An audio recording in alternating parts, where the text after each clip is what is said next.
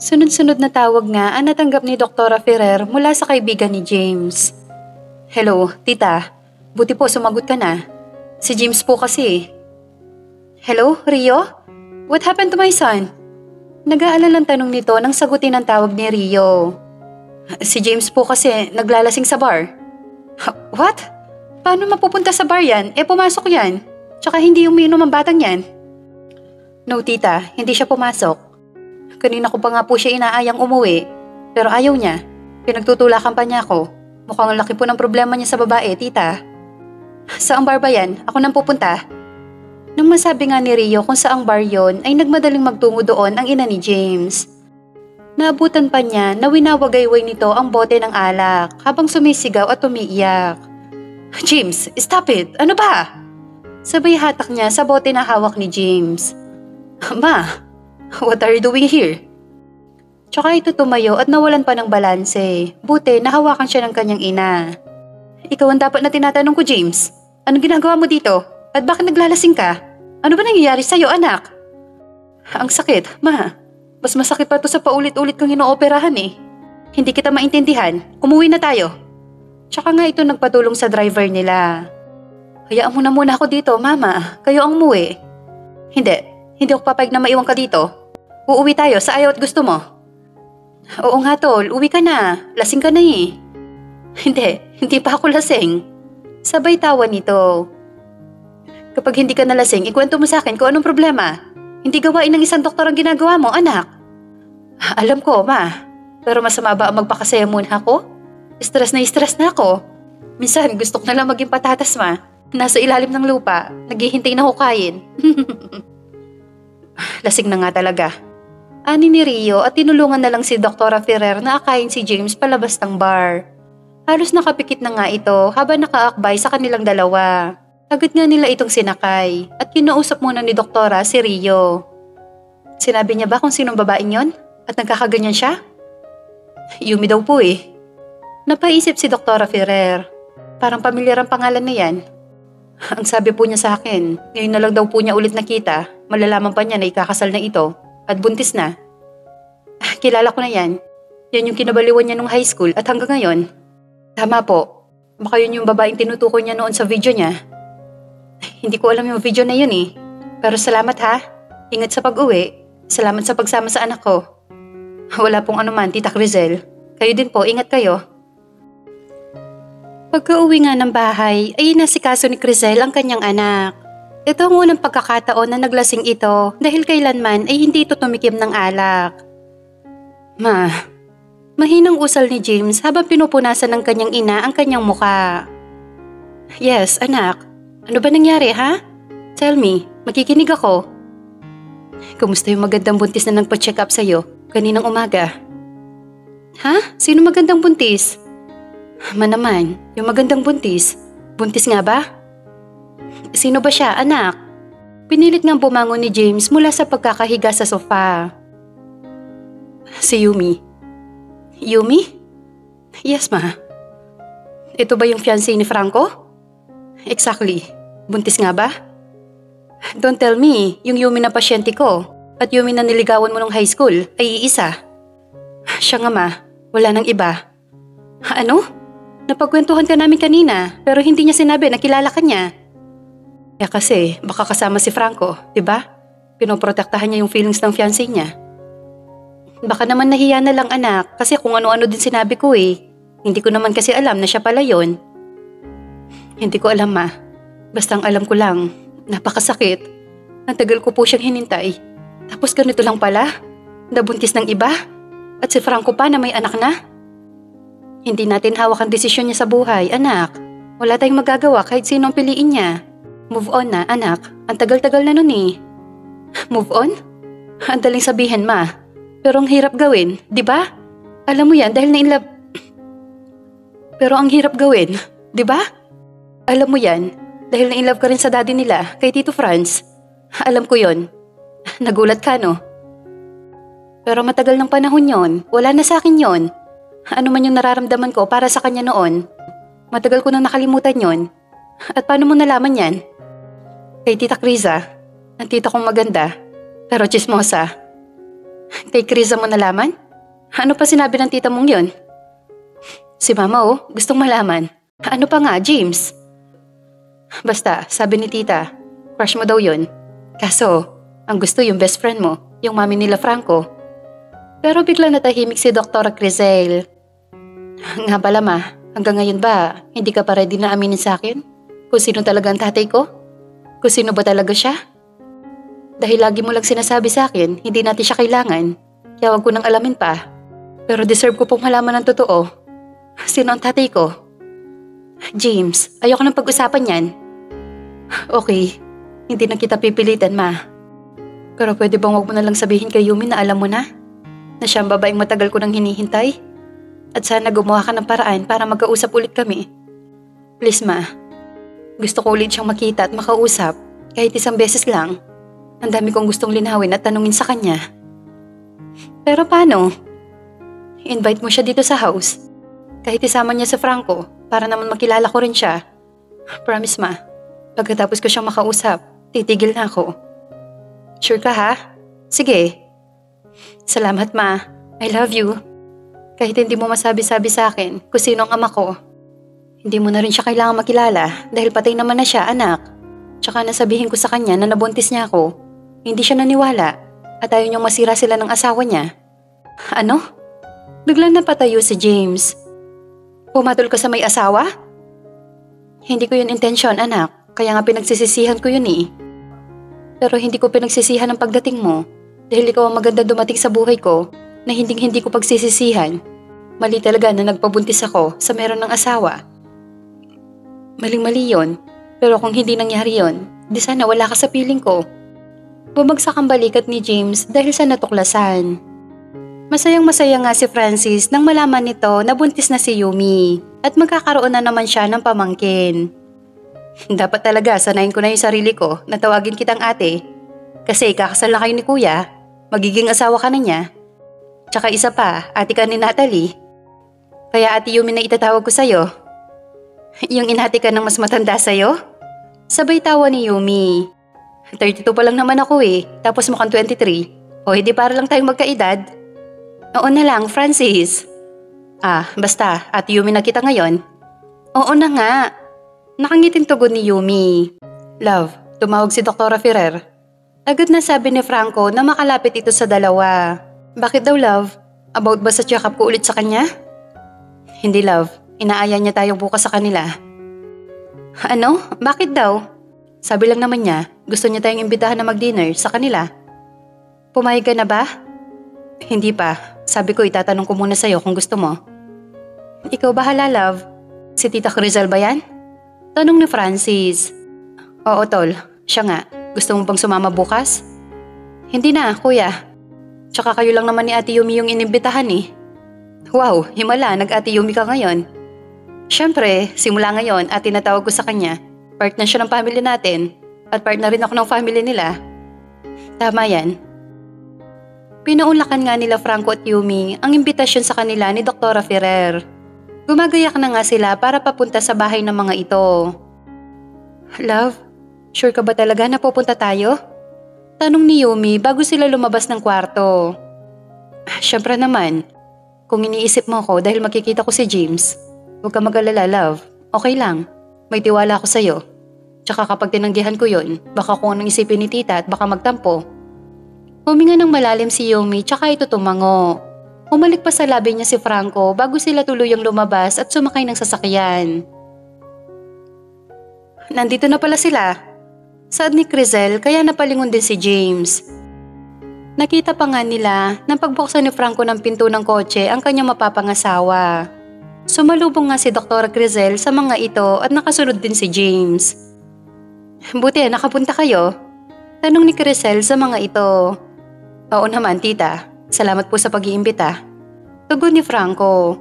Matagal na rin kasi tayong hindi nagkasama, bitin din kasi yung kwentuhan natin sa klinik. Napansin naman ni Franco na ang lagkit ng tingin ni James kay Yumi. Kaya naman mahigpit niyang hinawakan ang kamay ni Yumi. Good evening po, Dr. Crizel. Pagbati ni Yumi. Good evening din, Iha. Sunod ngang tinignan ni Yumi ay si James. Good evening, Doc James. Pagbati din niya kay James kaya ngumiti ito. Muli na namang sumilay ang napakagandang ngiti nito. Samantalang si Franco ay hindi makatingin ng diretso kay James. Tara na sa loob, konting salo-salo lang ang meron. Pagpasensyahan nyo na ha, ako lang nagluto nun. Naku tita, alam ko naman na masarap kang magluto. At isa sa mga namiss ko luto mo ay yung sinigang na hipon. Tamang-tama, meron din ako nun. Talaga po tita? Naku, ang sarap niyan.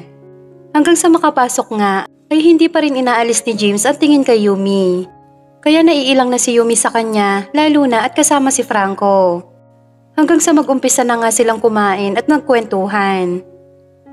Paano nga pala kayo nagkakilala ni Yumi? Tanong ni Crisel. Cook po namin siya dati. Tapos na love at first sight ako. Tugon ni Franco. Tsaka gusto din po siya ng anak ko si Diana po. Cook pala siya. Eh di, masarap ka din magluto, iha. Kaya hindi ako magtataka kung pag-aagawan ka ng lalaki. Bukod kasi sa maganda ka, magaling ka pa palang magluto. Salamat po. Tahimik naman kumakain si James habang nakikinig sa usapan nila Yumi. Doon na nag-start ang lahat? Tanong muli ni Crisel. Opo tita, doon na nga. Buti, tinanggap niya ang pass mo. Tanong nito kay Franco. Oo naman po, tanggap na tanggap ko po yun. Tugon naman ni Yumi. Magkapatid sila ni Celine, tita. Nagulat naman na mag-ina nang sabihin yun ni Franco. Ano? Paano magkapatid si Celine at si Yumi? Dahil anak din po siya ni Tita Olga. Paano nangyari yon? Ang alam ng lahat, nag-iisang anak si Celine. Ibinigay po ako ni Mami sa mga kinikilala kong mga magulang. Kailan ko lang din po yun nalaman at kailan lang din po kami nagkita. Hindi po ako tanggap ni Mami nung una. Kasi po, bunga lang po ako ng panggagahasa sa kanya ng kaibigan niya. At yun nga po, yung tunay kong ama. Hala, nakakagulat naman yan. May ganyang lihim pala si Olga Claveria? Kaya pala sabi ko parang pamilyar ang mukha mo dahil kahawig mo nga pala si Celine. Oo nga po Malaki nga po ang pagkakahawig namin dalawa. Tsaka magkasama din po kami sa bahay nila Franco. Natigilan naman sa pagkain si James at nagsalita ito. Tindi magkapatid yung Denali? Mahinang sabi nito pero sapat na para marinig nilang lahat. Hindi nga nakakibo sila Franco at Yumi. Nagbibiro lang siya. Saad ni Crisel at tinapik sa hita si James. Okay lang sa inyong setup na yon?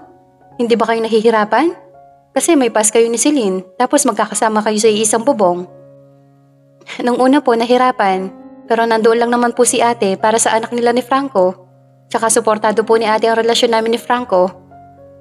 Mabuti akong ganon. Pagkainom nga ng juice ni Franco ay maya-maya lang ay nagpaalam na ito na gagamit ng CR dahil sumakit ang tiyan nito. Napangiti nga si James nang maiwan si Yumi sa hapagkainan. Sumakto din na may pasyenteng tumawag kay Crisel kaya dalawa na lang silang naiwan doon. Pareho nga silang naging tahimik. Kaya naman tumayo na si Yumi pero sumunod sa kanya si James. Yumi, iniiwasan mo ba ako? Tanong nito kaya napahinto sa paglakad si Yumi. Nasa garahe nga sila ngayon. Hindi James, bakit naman kita iiwasan? Yun yung napapansin ko kanina pa. Dahil ba kay Franco? Alam ba niya ang tungkol sa atin noon? Tumangulang si Yumi. Pinoprotektahan mo yung feelings niya? Ayaw mong magselo siya? Total, nagkita na tayo ulit. May gusto lang sana akong itanong sa'yo, Yumi. Ano yon? Minahal mo ba talaga ako? O pinaasa mo lang talaga ako? Kasi pinaramdam mo sa akin na importante ako sa'yo. Pero binasted mo din naman ako. Ang sabi mo, hindi ka pa handa. Ano ba talaga ang totoong dahilan? Minahal din naman kita, James. Alam mo yan. Sorry kung nasaktan kita. Hindi ko ipinaglaban yung nararamdaman ko para sa'yo. Tsaka mga bata pa tayo noon, hindi kita na ipaglaban. Gusto ko rin ni Flor, James. At ayoko siya masaktan kapag naging tayo. Kaya mas pinili ko na lang napatigilin ka, huwag lang kaming masira. Mas inisip mo yung nararamdaman niya kaysa sa nararamdaman nating dalawa? Hindi lang ako yung sinaktan mo, pati na yung sarili mo. After nun, hindi na rin kayo naging okay ni Flor, di ba? Bakit hindi mo na lang ako ipinaglaban? Dahil nakapagbitiw na ako ng salita sa'yo. Hinintay kita, Yumi. Hinintay ko yung araw na maging handa ka na. Kasi yun yung pinaniwalaan ko. Tapos ngayon malalaman ko na sangkot pala si Flor dito? At yung matagal ko nang hinihintay na maging handa na palang ikasal sa iba. Sabay patak ng luha nito pero agad din niyang pinunasan. Bakit naman sa mayroon pang anak? At sa ex pa ng kapatid mo? Bakit hindi mo na lang ako hinanap, Yumi? Bakit hindi na lang ako? Mahal na mahal pa rin kita. Sabay sandal nga niya kay Yumi sa pader at hinalikan niya ito. Itinulak naman siya ni Yumi at sinampal siya nito. Alam mo ikakasal at buntis na ako. Nanakaw mo pa ako ng halik? Hindi nila alam na nakita sila ni Franco at tumutulo na ang mga luha nito kasabay ng pagtikom ng mga kamao nito. At lumapit kay James at malakas na suntok ang pinakawalan niya rito. Dahilan ng pagbagsak ni James sa sahig. Franco! Pag-awat ni Yumi. Franco, wag mo sasaktan ng kapatid mo! Sigaw ni Crisel nang akamang susuntukin ulit ni Franco si James. Pare-pareho silang natigilan at bumalik ng tingin kay Doktora Ferrer. Ano? Paano ko naging kapatid yan?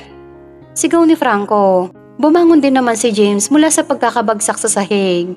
Hindi ito nakapagsalita dahil nabigla sa pangyayari. Anak din siya ng daddy mo. Anak namin siya ni Franz. Sigaw nito pabalik. Kasi nungalingan. Sabay hatak niya kay Yumi at umalis na sila sa bahay ng mga ito. Hindi makapag-focus sa pagmamaneho si Franco. Halo-halong emosyon ang nararamdaman niya. Kung hindi lang niya kasama si Yumi, bibilisan niya ang pagmamaneho. Kaya kahit naguguluhan at nasasaktan ay pinili pa rin niya maging maingat sa pagmamaneho. Love, ani ni Yumi at hinawakan ng kamay ni Franco na nasa manibela ng kotse. Huminto na muna tayo. Okay lang ako, love. Huwag mo na akong intindihin. Alam kong hindi ka okay. Alam kong nasasaktan ka. I said I'm okay. Ba't ba ang kulit mo? Sigaw nito. Kaya natigilan si Yumi at hindi na napigilan ni Yumi ang maluha. Ngayon lang siya nasigawan ni Franco ng ganito. Huminto nga si Franco at inalis ang seatbelt nito at agad na niyakap si Yumi. Love, I'm sorry. Sorry, hindi ko sinasadya. Naintindihan kita. Alam ko nasasaktan ka lang. Kapwa nga naging tahimik sila Yumi at Franco na makauwi ito sa bahay. Pagkapasok nga sa kwarto ay tsaka lang nagsalita si Franco. Love, ayoko na munang pag-usapan yung mga problema ngayong gabi. Pahinga ka na ha? Shower lang ako. I love you. Sabay halik nito sa noo ni Yumi at nagtungo na nga sa banyo. Hindi nga maalis sa isip ni Yumi ang ginawang paghalik ni James sa kanya, lalo na at nakita yun ni Franco. Maging ang lihim na ngayon lang natuklasan. Alam niyang sobrang nasaktan si Franco dahil sa nalaman nito. Nakabukas na nga ang shower pero hindi pa rin nag-uumpisang maligo si Franco. Sinasabayan nito ng iyak ang bawat pagbagsak ng tubig sa kanyang katawan. Hindi niya mailabas ang bigat na nararamdaman kaya mas pinili na lang niyang mapag-isa para mailabas ito. Ayaw niyang ipakita kay Yumi kung gaano siya nasasaktan ngayon. Doble yung sakit na nararamdaman niya, lalo na't nalaman niyang nagtaksil pala ang ama niya sa kanyang ina. Hindi niya akalain nang iniidolong ama ay magagawang bumuntis ng ibang babae at kaibigan pa yon ng kanyang ina. Mas lalong dumami ang katanungan ni Franco sa kanyang isipan. Bakit ang tagal niya? Tanong ni Yumi sa sarili at pinuntahan na niya si Franco sa loob ng banyo. Nakita nga niya ito na nakadukdok habang dinig na dinig ang pag-iyak nito. Sinusuntok-suntok pa nito ang pader habang nakabukas ang shower. Naluha nga rin si Yumi dahil sa nakikita niya ngayon. Kaya wala sali-salitang niyakap niya si Franco mula sa likuran nito. Umarap nga si Franco at hinaplos sa mukha ni Yumi. Love, anong ginagawa mo dito? Sabi mo hindi muna natin pag-uusapan ng problema. Ano to, umiiyak ka na mag-isa. Isinara nga ni Franco ang shower at inilayo niya si Yumi mula dito kahit pa nga basa na rin ito. Dahil ayokong ipakita sa'yo na nasasaktan ako. Hanggat kaya kong kimkimin, kikimkimin ko. Hayaan mo na ako, love. Huwag ka na mag-alala, kaya ko to. Kahit naman hindi mo sa akin sabihin, love, alam ko sobra ka nasasaktan. Fiancé mo ko, kaya kung ano yung problema mo, problema ko rin. Hindi mo kailangan silohin yan. Nandito ako, love. Saad nito habang luhaan din ang mga mata. Ayoko ma-stress ka, lalo na't buntis ka. Hindi to maganda para sa'yo. Kaya hayaan mo na lang ako, love. Halika na, magbihis ka na, basa ka na oh. Paano naman ako mapapanatag kung alam ko nahihirapan at nasasaktan ka? Niyakap na nga lang ni Franco si Yumi at binulungan ito. Kapag hindi ka pa nagbihis, hahalikan talaga kita ng 1 oras. Sige na, love, magbihis ka na.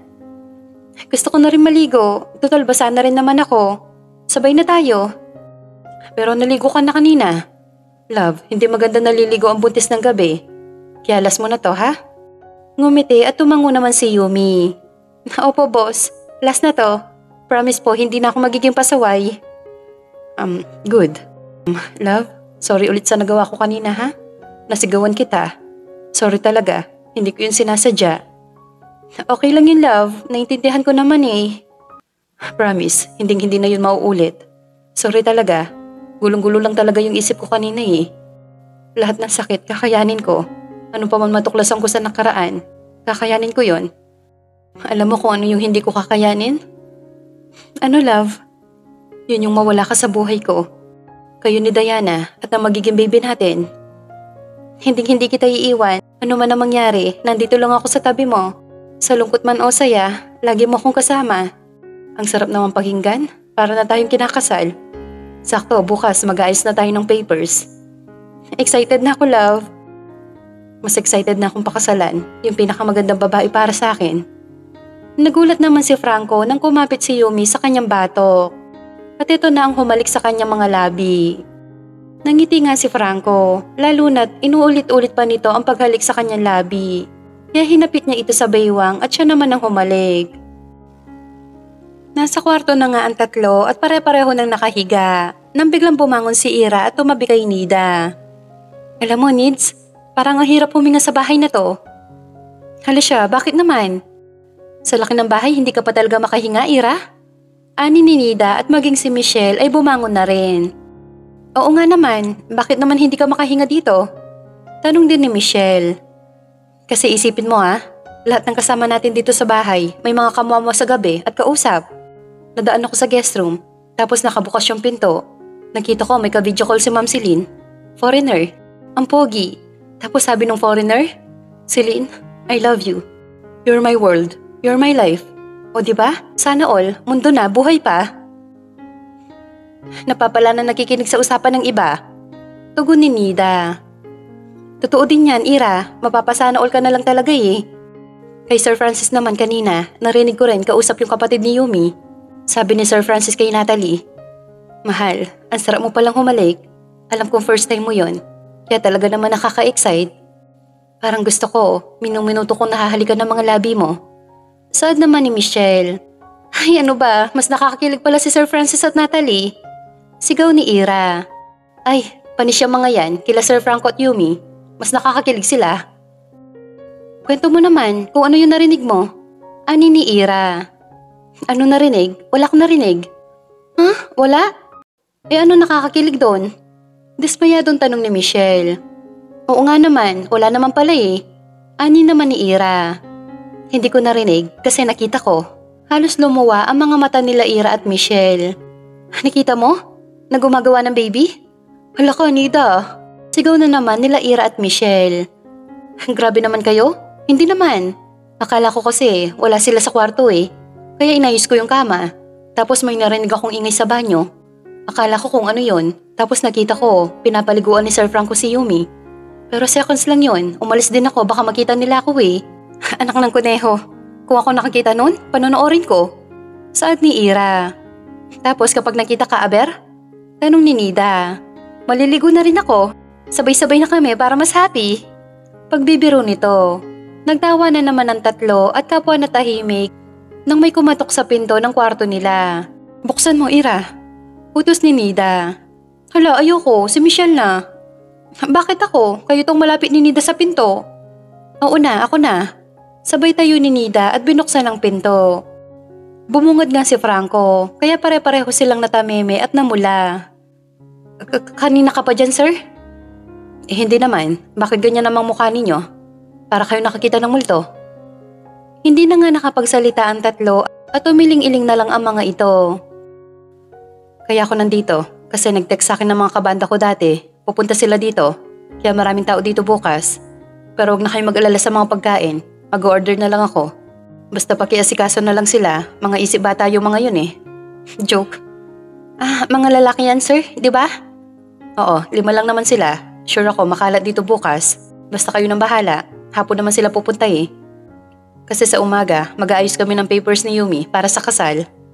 Wow, sir, congrats na po agad. Saad ni Nida. Tapos may baby na agad? Sana all po. Thank you, Nida. Sige na, matulog na kayo. Alam kong pagod kayo. Good night, girls. Good night, Sir Franco. Tugon nilang tatlo.